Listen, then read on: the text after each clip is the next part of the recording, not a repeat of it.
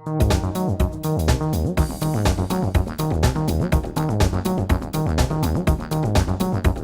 y'all. Thank you for having me here today. I did get invited to sit on the front row for the president, but I was very smart in my decision to come here because I got to live in Louisiana with all of you, and he'll be gone in a matter of hours. And besides, it's a trying time in Washington, and I'd rather be here amongst friends. I thought what I would do today is run through a little PowerPoint of all the great things we're doing in tourism, all the exciting things around the state that we're doing. I'm gonna run through it pretty quickly and then take questions, because as I do all over the state, everybody has a different interest in some of the things we're doing. And it's amazing when I travel the state, a lot of these things we're doing have been talked about in Louisiana for a long time.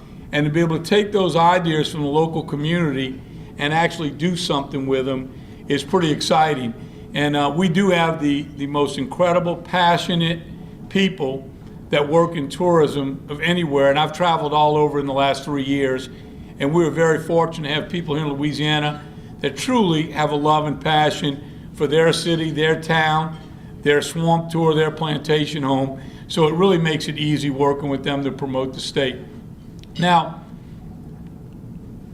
these are all the departments under the Lieutenant Governor's office. And I won't go into each and every one of them, but one thing I do want to stress that a lot of people don't realize, over the last 10 years before I got in office and took several $1 million cuts each year, the Lieutenant Governor's office was cut by more than 50%. Everybody asks, why do I have a good working relationship with the governor? That is important. The last governor took $54 million from state parks. They were very close to closing when we took office, band-aiding, putting things together to keep them open. We also have to take tourism money each year to fund a lot of programs that used to be funded out of the state general budget. For instance, 6 years ago, arts got $6 million, $5 or $6 million of state money. They get zero. Well, we take a little over $1 million of tourism dollars and we give that to the arts because we get federal matching grants. And I'm proud to say that every parish gets grants from our arts program because of that money. We fund things in the library system like services to the blind, Volunteer Louisiana. But if we don't take some of that tourism money and move it around, one, we'll lose valuable programs that are so important to those people, especially special needs, but also to the so vital, like Volunteer Louisiana, where we get federal grant money. So we'll continue to do that, and it's a double-edged sword, because when I go to legislators and say, you know, you ought to be funding this, they say, well, Billy, we know if we don't fund it, you're going to take care of it. So we'll continue to do that and continue to advocate for those departments that are not funded. Now, y'all know who this guy is. I like to put the Michelin Man up there because to give, you know, tourism is big business in Louisiana.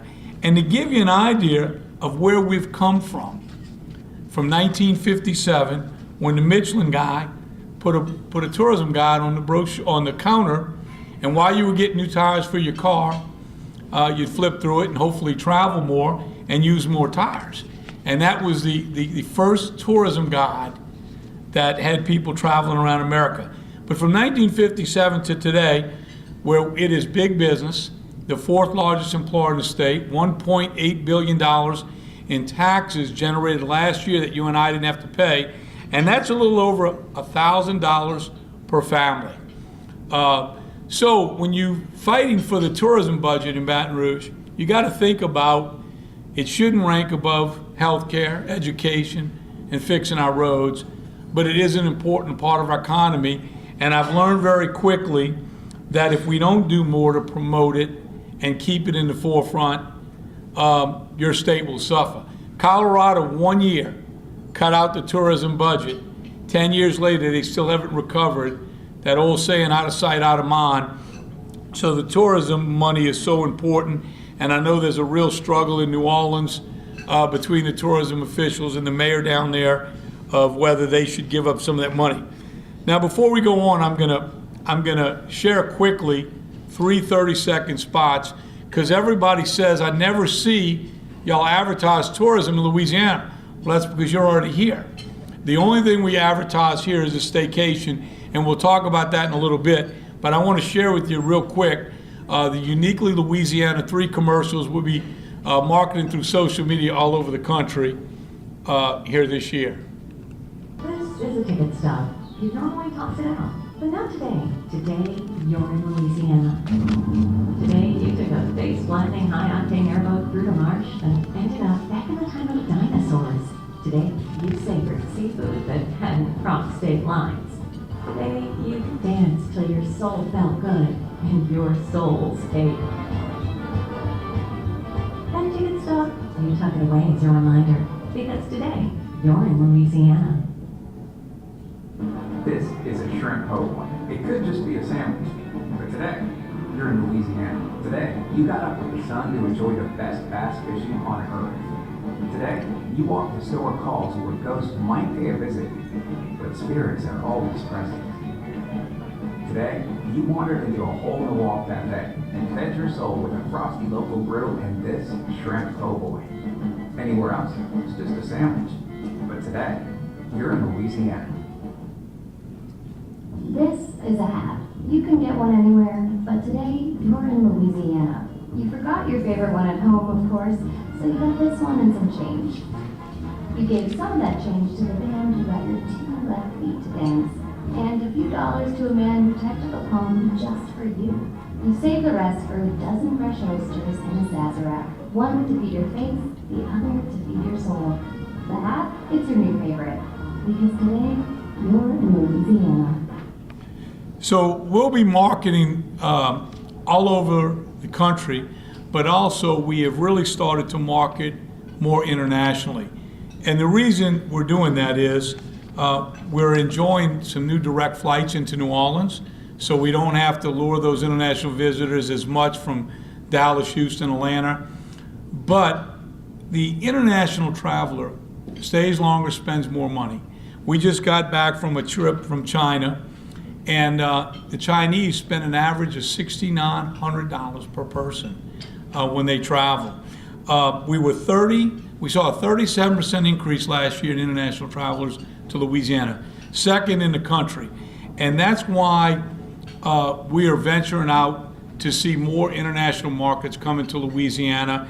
And we're researching a lot of data to see what are the best places we should market. Obviously, the London flight, so that's a natural, and the Germany flight into New Orleans.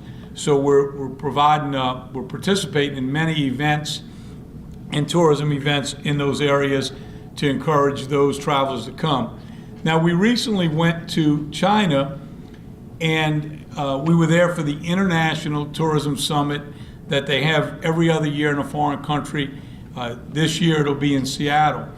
And to give you an idea of that market, in Shanghai alone, they issue 4,000 visas a day to come to America. One city. The amount of people that are traveling from China to America is incredible. So we were able to go there with our tourism partners, meet with all the travel agents, and they said if we went there and spent a little time and worked that market, that they would definitely reciprocate to Louisiana, and they have. Since we've been there, they've already sent 2 groups of writers and bloggers to Louisiana that have gone out throughout Louisiana to talk about the great things to do here in Louisiana. And I'll tell you this, the one great draw we have here in Louisiana to this market is General Chenault. His granddaughter went with us, and I got up to speak, they clapped. When she got up to speak, they stood. Everyone in China remembers General Chenault and his contribution to the Chinese people, and he is a hero in that country. So having that museum in North Louisiana is a great draw for us to get people to see more of just Louisiana and get them out of New Orleans and head north. Great opportunity for us. Another thing we learned about this market is they love to go where movies were shot, and of course where people were shot, like Bonnie and Clyde. So we have come up with a new way to promote our film industry, Lights, Camera, Louisiana.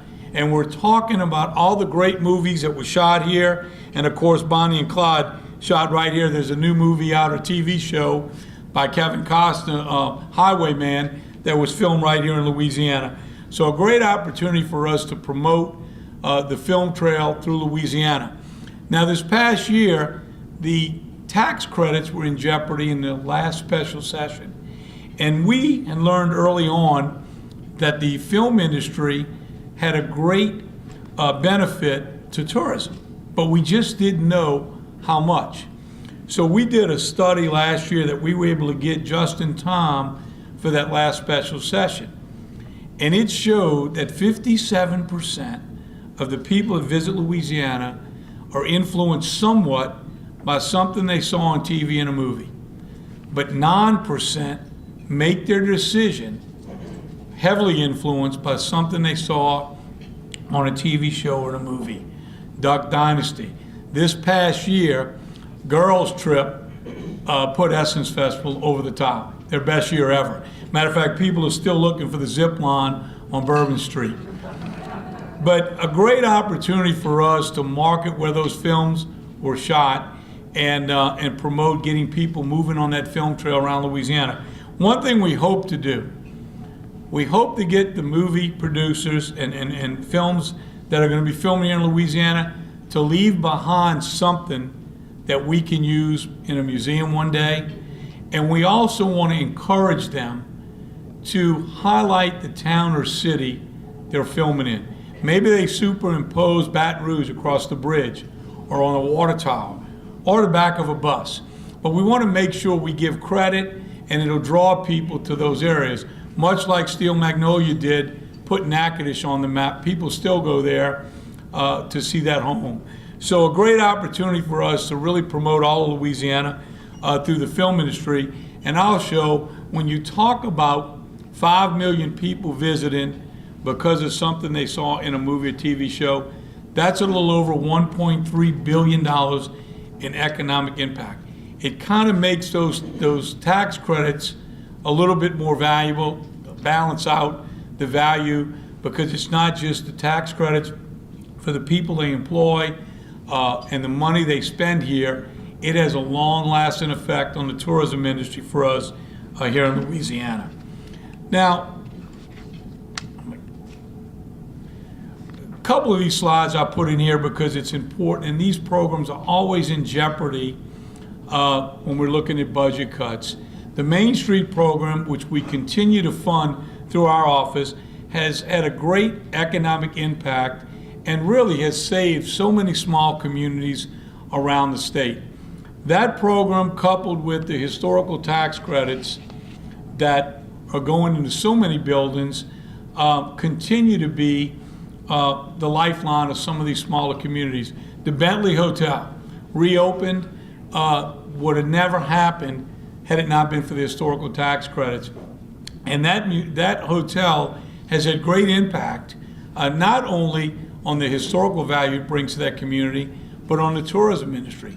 Part of the D-Day invasion was actually filmed at that hotel. So it's a great opportunity for us to take a historical building and couple it with the tourism industry to really promote Alexandria. So it's more than just restoring these buildings, it's adding value to those communities that without those historical tax credits would not be possible. Now, we talked a little bit about the arts and how we fund that with all these grants.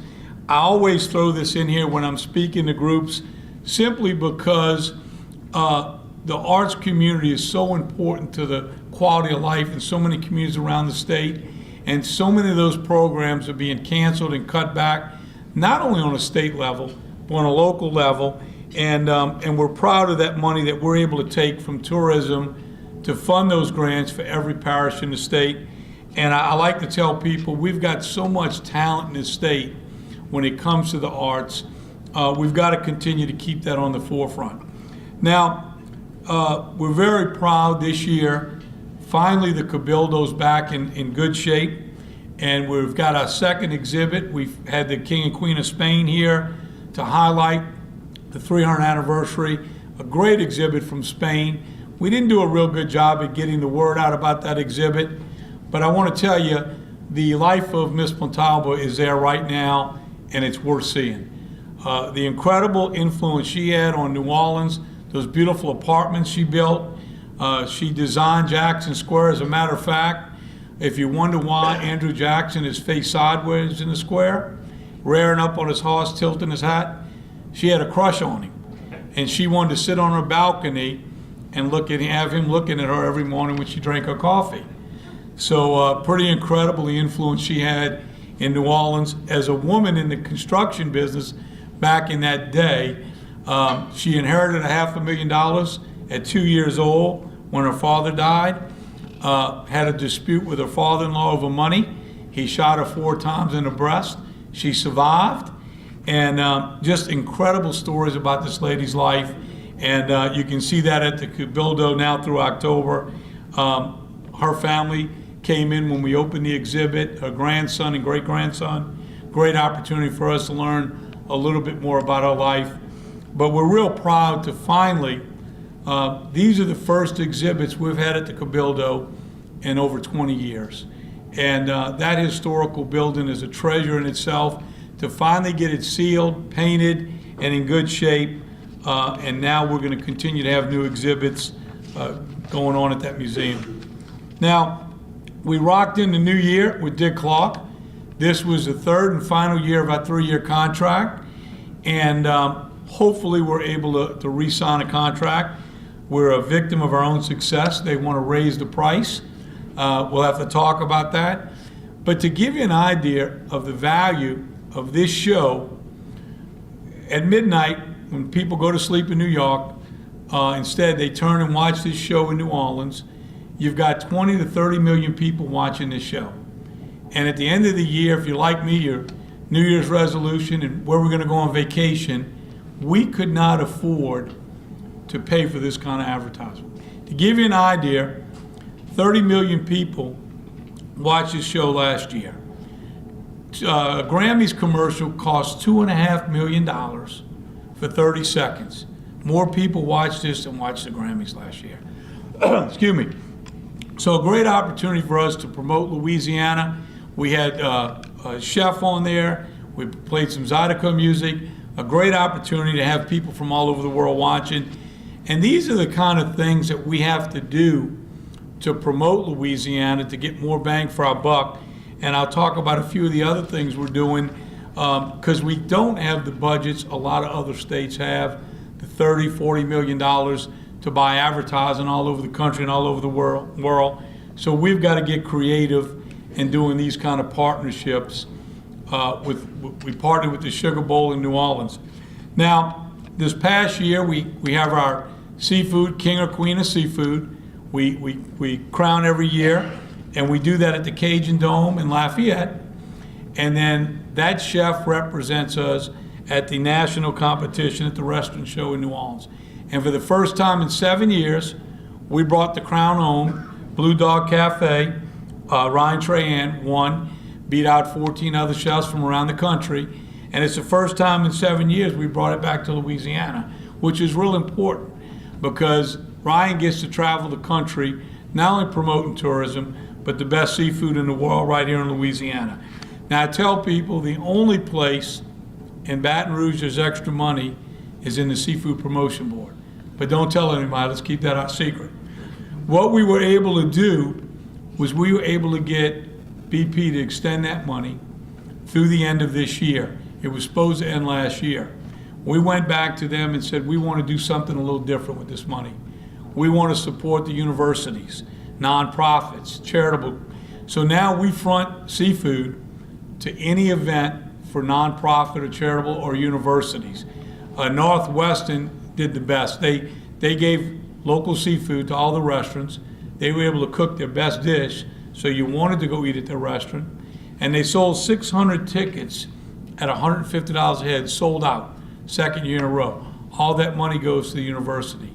I think Grambling and Southern have taken advantage of it, and we've made that offer to all the universities to give them the opportunity to raise some money for whatever cause at the university. Special Olympics, we bought all the crawfish for their event, and they were able to send additional athletes to Seattle to compete in the International Special Olympics this past year. So we want to make sure we're getting more bang for our buck. We're letting people leave with a good taste in their mouth, and we're helping some great causes all over Louisiana. And since we started refocusing that money in that direction, like I said, BP has extended it through the end of this year, and hopefully we'll get them to extend it further because of the good things we're doing with that. Now, every year we try to have a little fun with the crawfish season, and we take and pardon one lucky crawfish. Now, we partnered with Zatarans, and we named that crawfish Emil, after Emil Zataran, who came up with that crawfish boil a little over 100 years ago. Now, we take one lucky crawfish out the Atchafalaya Basin, we bring him to New Orleans, and we pardon him at the New Orleans Mint, and then we let him go in the state park while the rest of his family gets boiled alive. Now, last year was invited for St. Patrick's Day to the White House along with 5 other lieutenant governors, and the president walks out, everyone runs up to the president. Well, I walked over to the vice president, and we were talking about recovering from the flooding here in Louisiana, how we were coming back, and because we had taken them around when they were campaigning down here in 2016. And I said, Mr. Vice President, we're doing good, things are coming back. I said, look, I know Thanksgiving, y'all get to pardon a turkey here at the White House. He said, oh, Billy, it's a big deal. You know, usually we take 2 turkeys, clean them up, they parade around the grounds. I said, yeah, I know the story. I said, back in Louisiana, first Tuesday after Mardi Gras, we take one lucky crawfish. I tell him the story, we bring it to New Orleans, we pardon him, we let him go in the state park while the rest of his family gets boiled alive. And he looked at me and said, son, what the hell are you talking about? So the vice president didn't quite work as well as I thought. But we have a lot of fun with it. We got a lot of press around the country about pardoning the crawfish in Louisiana. And it's a great way to kick off crawfish season every year.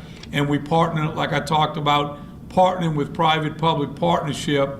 This is a great opportunity for us to partner with a local company and have a lot of fun. Now, last year, with the full support of the legislators, we were able to form a Culture, Recreation, Tourism Foundation. We've got to tweak that law this year to allow us to do some of the amazing things that we want to do with our state parks. This is a resort conference center in a state park in West Virginia. In a little over 6 years, their share of the revenue was a little over $50 million. We have 500 acres on Lake Pontchartrain right next to Fontainebleau State Park. We are right now doing the feasibility study, partnering with the local tourism folks to see about putting one of these facilities next to that state park. But we want a private-public partnership with anybody that wants to do something in the state park that will give us an opportunity to open those doors and offer more great things to do in the state park. We just moved a gentleman's horseback operation into Bogue Chitto. We get $2 a half day and $4 a whole day. He's making a bunch of money. We have hundreds of people riding horses there. We just filmed a national horseback riding TV show at our state park. Our cabins at a lot of our parks are always full. If you want to build additional cabins there and give us 20% and keep 80% for your construction cost, we'll put it in our rental system. We want to talk to you. We've got people talking about lazy river. One thing we won't do, we won't allow someone to come into the state park and do something that is not fit within the right atmosphere of the state park. Makes noise, causes disruption, and we will not let anyone come in and compete with local business. We will make sure we vet it with elected officials, the tourism folks, the chamber, to make sure it's a win-win.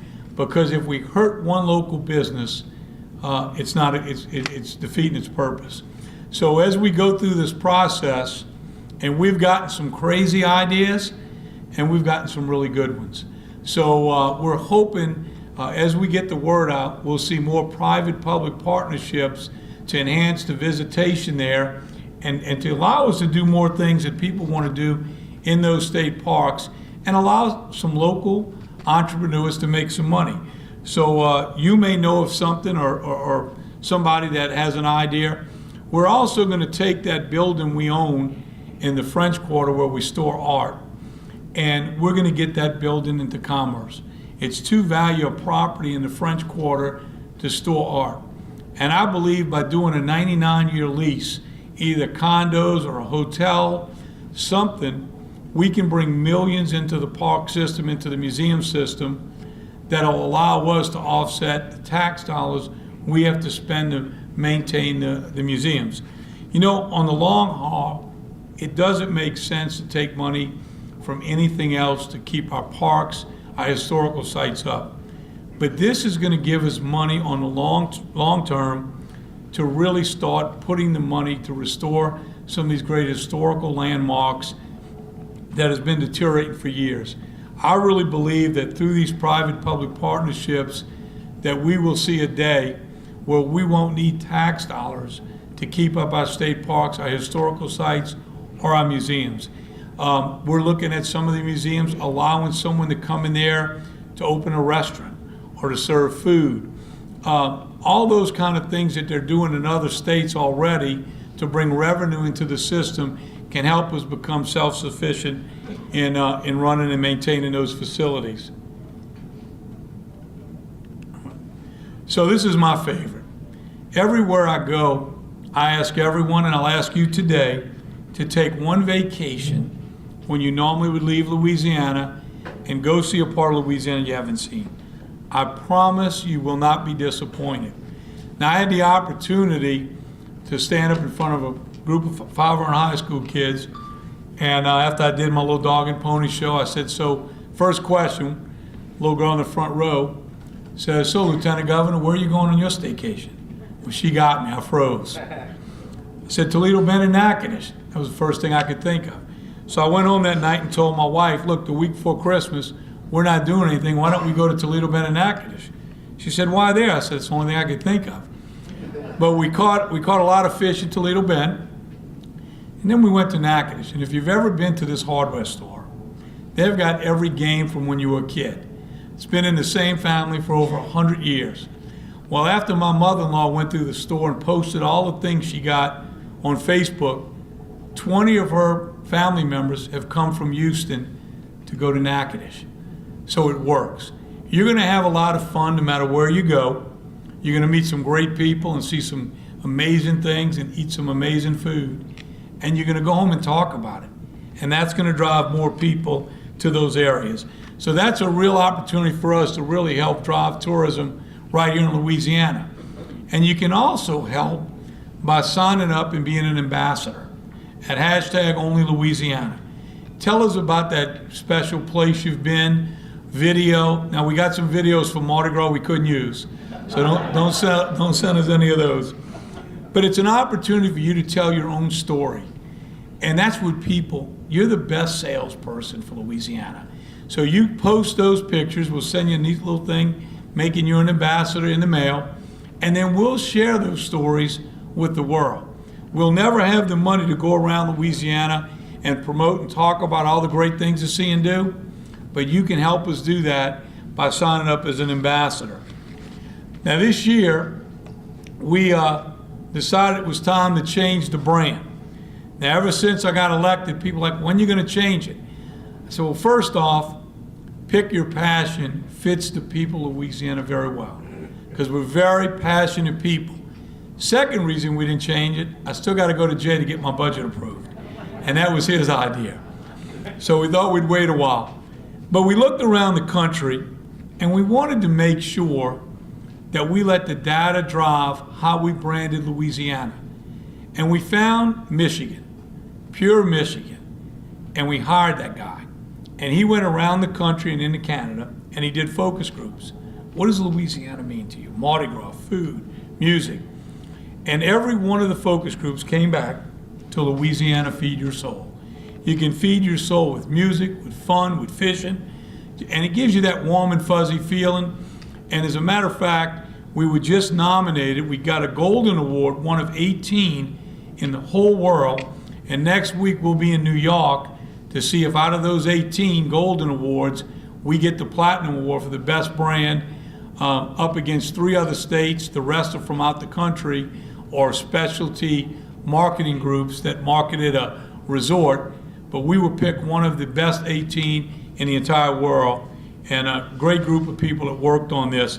Now, we knew we didn't have the money that you need to get this brand out, so we were able to get all of our tourism folks, while everybody enjoyed Mardi Gras last year, your tourism folks from around the state gave up Mardi Gras Day, and we went to Dallas, Houston, Atlanta.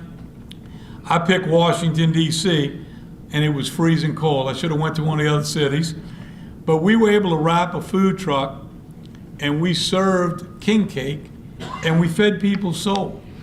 And incredible, once again, by putting our ideas together and getting out there and rolling up our sleeves and doing the work, we got publicity all over the world. 10 times what it cost us to do this in online and social media as we rolled out our brand last Mardi Gras Day. And before I take questions, I'm going to share a short video with you how we feed our soul here in Louisiana, I think. Here we go. Mention Louisiana, and images of Mardi Gras, jazz clubs, and late-night revelry are most likely the first things that come to mind. But there is far more to Louisiana than the Crescent City. And likewise, New Orleans is much more than the French Quarter and Fat Tuesday. Louisiana is a land of contrasts.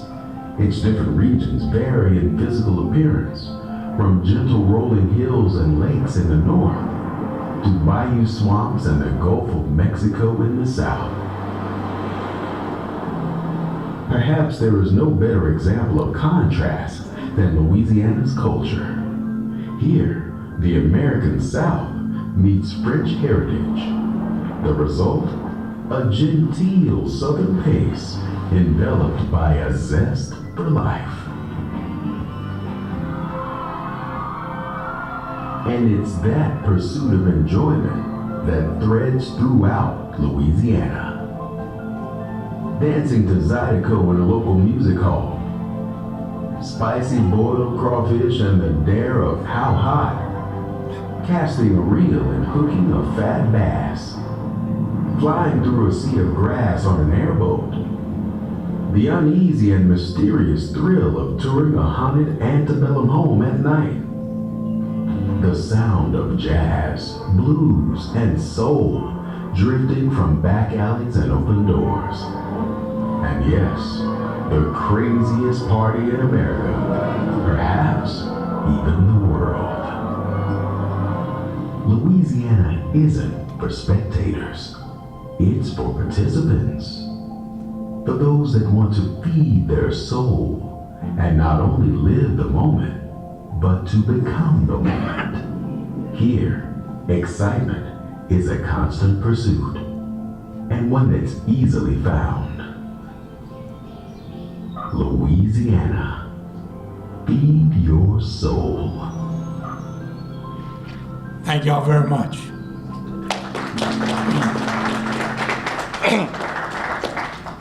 Lieutenant Governor, you talked about the national and the international tourism. What does the research show in terms of the reasons why people come to visit Louisiana?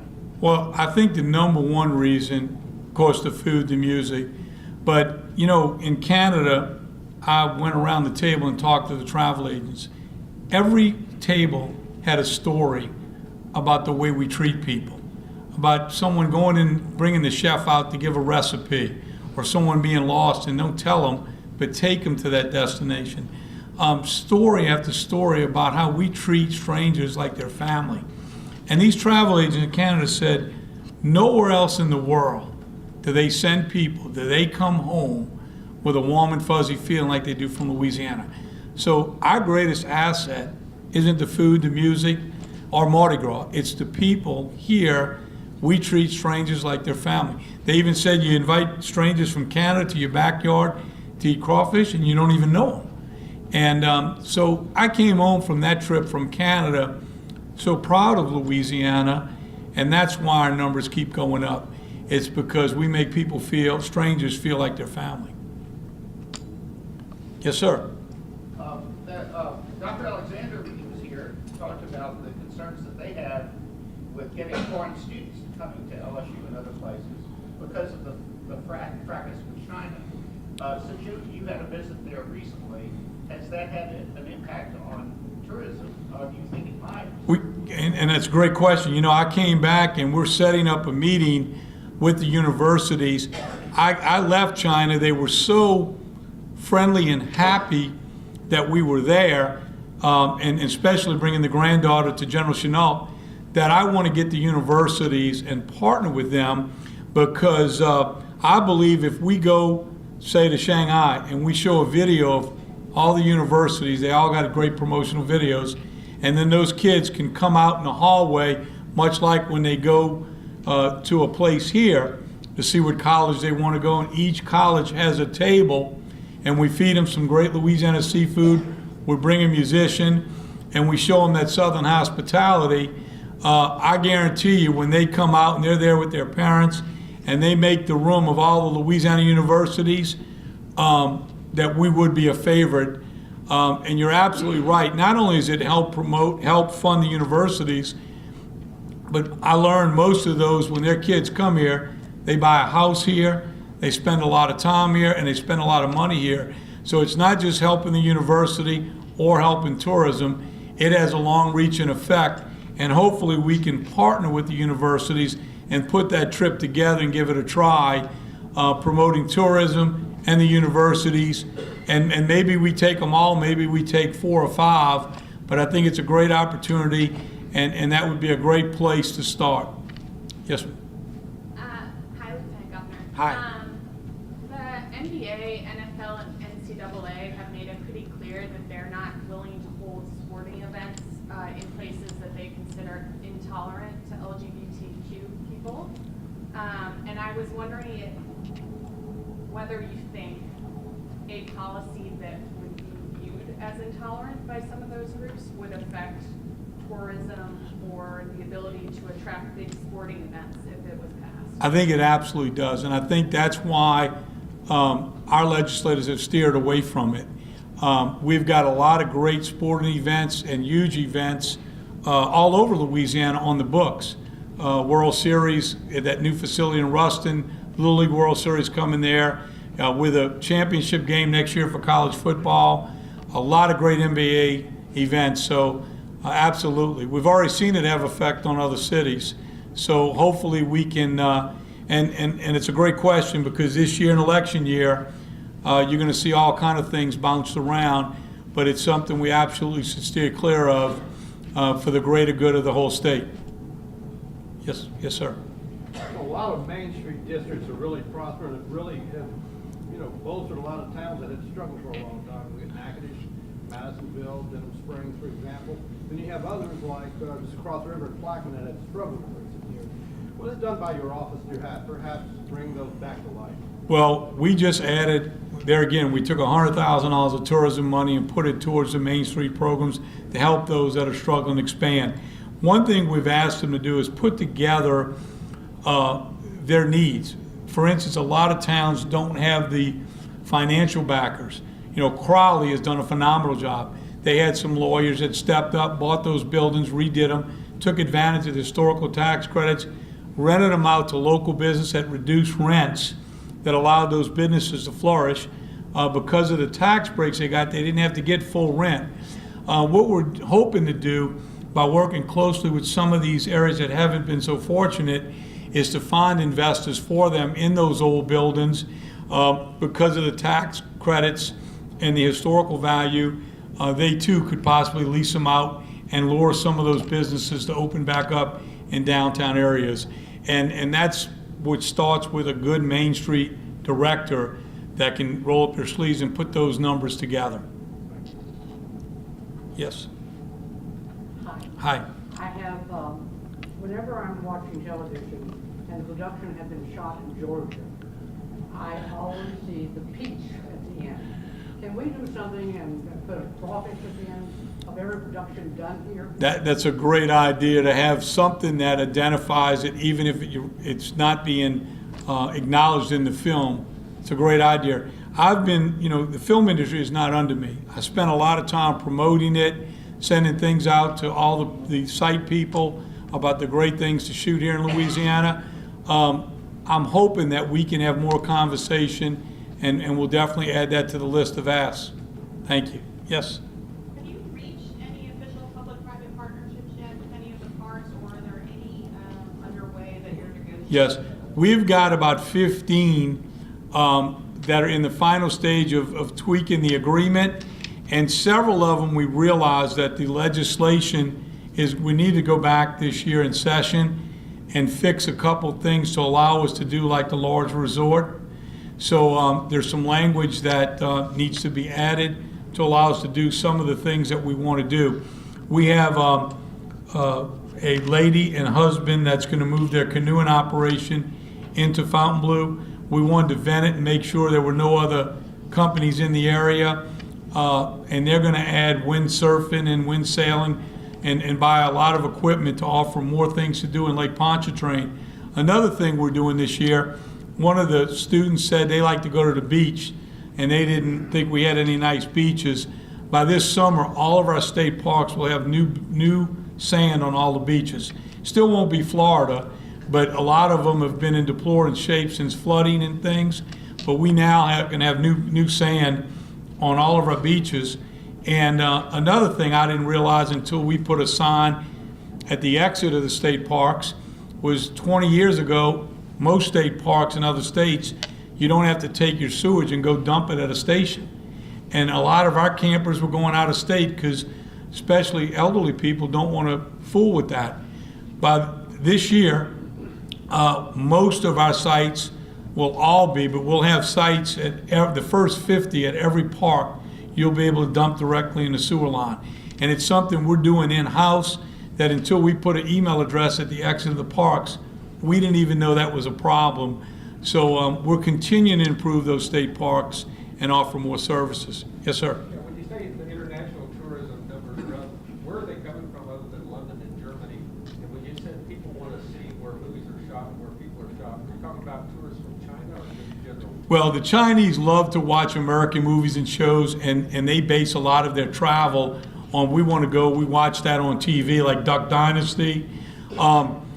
So it affects a lot of travelers, but the international and the Chinese especially love to watch American movies. The company we hired does it for like 20 other states to give us those numbers. I believe the 37% increase we saw, a large portion of that was because of these direct flights we're getting into New Orleans. Yes, sir. Look at that 2018 numbers. That was 2017. The week before session starts, hopefully we'll have the new numbers from the consultants for 2018. Yes, sir. How much do the casino and the riverboats attract tourism, and if our neighboring states adopt sports betting and we don't, will that be effect?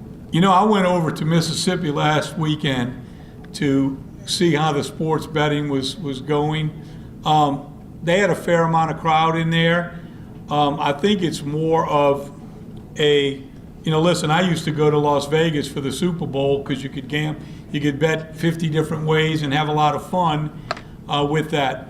I think the sports betting, and we don't have any numbers that separate that, to answer your question, but I think New Orleans and Louisiana in general is such a fun place to visit that if they had the sports betting, just like Las Vegas attracts a lot of people for Super Bowl, for those big sporting events, you would see an increase in tourism where there was sports betting. I didn't see it overwhelmingly filling up those facilities in Mississippi when I was there, and I went over there specifically just to see how it was working with the playoff games. But I think a lot of people bet and then go off and gamble, so it probably wasn't a good indication. Yes, sir. Could you touch on again what it is when you mentioned the enabling legislation for the public-private partnership? Could you just tell me a little bit more detail about that legislation and kind of what needs to be tweaked about it? I really don't know. The lawyers tell me the resort that we want to do, and we have to work with the administration. So I'm actually visiting with Jay Darden a little bit later today. But when we went to bring the approval of some of the things, they said, well, that's not allowed under this legislation. We're going to need to change some of the language. But I can get you a copy of that. Okay, I think we have time for one more question. Yes? Let me give you a compliment, because I had the pleasure to do a little something at the state park, Fountain State Park. And one thing I noticed about you, I'm not looking for that to criticize, but you were talking to park rangers. You left us, walked around and talked to those local rangers of what improvements they would like to see, what was happening after what was going on and after the flood. You do that all over the state? That's the only. Well, thank you. That's the only. You know, the only way you can learn what we need to be doing is to do that. And I do want to mention two quick things. You know, this year we had 16 incredible special needs adults that worked in the state park system. We didn't get a lot of press for it. We wasn't looking for it, but we want more young or any type of disabled special needs people to apply. Some of the most incredible people that worked at our parks this summer were in that program. And I also wanted to mention on February 16th, 9 to 11 at the Presbyterian, we're going to have a Mardi Gras celebration for children with autism. They can't be out there with all the noise and the parades, so it's going to be a quiet Mardi Gras at the Presbyterian. We'll have people there with beads and for children with autism. And we are looking to do more, not only at our state parks, but at our museums for our special needs community. So if you have an idea or thought, we're looking at some playground equipment to enhance people that are wheelchair bound at our state parks. But all those ideas are coming from people like you, that we can just make the quality of life better for the special needs community. So we look forward to doing more things at our state parks and working with those communities. Thank you. Yes? How many miles did you travel since you've been with Citizens? I don't know, but I can tell you this, they're not saying in North Louisiana anymore they feel forgotten. And we took the largest pot of gumbo. We set the world record up there with Chef Fultz at the Independence Bowl. And we have a new float, Louisiana Feed Your Soul, that we unveiled in the parade up there, and then we had it for the Sugar Bowl parade. So we spent a lot of time all over the state, and that's why I encourage you to get out and see your state. You won't be disappointed. Thank you.